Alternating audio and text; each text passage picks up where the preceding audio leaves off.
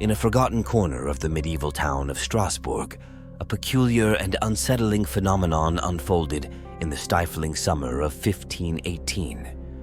The streets, once bustling with the echoes of everyday life, had transformed into a grotesque theater of agony and madness.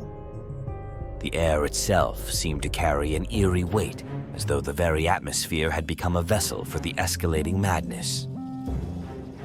The sun, a malevolent presence in the sky, cast its rays over the cobbled streets, where an inexplicable dance had taken hold. Women, men, and children moved with a frenetic energy that defied reason. Their faces contorted into grotesque masks of anguish, their eyes wide and unseeing, locked in a trance that compelled them to sway and contort their bodies in bizarre patterns. The movements were a twisted symphony of limbs, a frenzied ballet orchestrated by an invisible conductor. Strasbourg's surroundings were not immune to the turmoil either.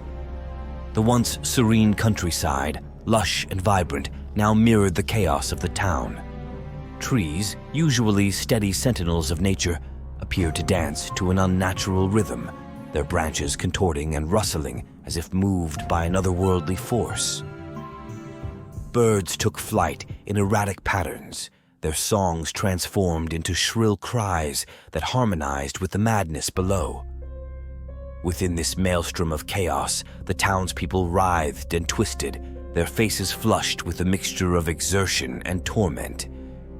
Sweat dripped from their brows, mingling with the dust on the ground, creating a grimy paste that seemed to symbolize their descent into a macabre abyss. As the days turned into weeks, exhaustion set in, but the dance continued unabated, driven by an insidious compulsion that defied all logic. Amidst the swirling cacophony of bodies and sweat-soaked clothes, one woman emerged as a focal point of this twisted spectacle. Anna, a woman of middle age, stood at the center of the square, her body caught in the throes of a dance that was as torturous as it was unending. Her clothes clung to her emaciated frame, her eyes vacant yet filled with an unfathomable anguish.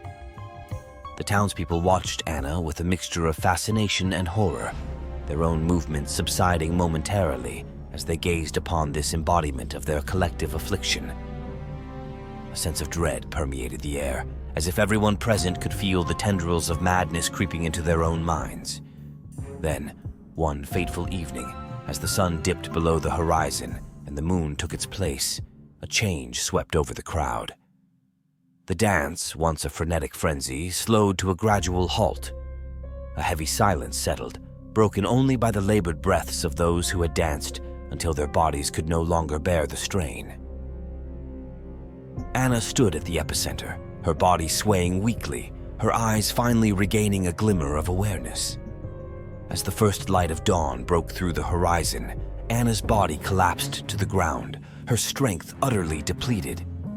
The townspeople watched in breathless anticipation, uncertain of what would come next.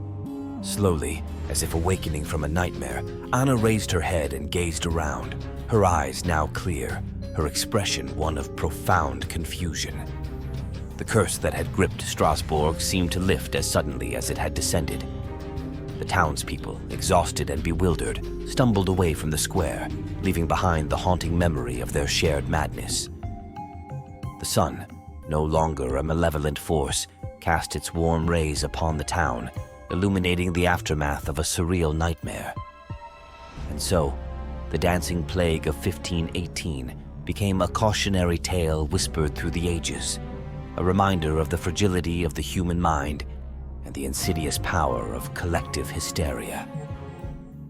Strasbourg returned to its normal rhythm, the once daunting atmosphere giving way to a sense of relief tinged with lingering unease.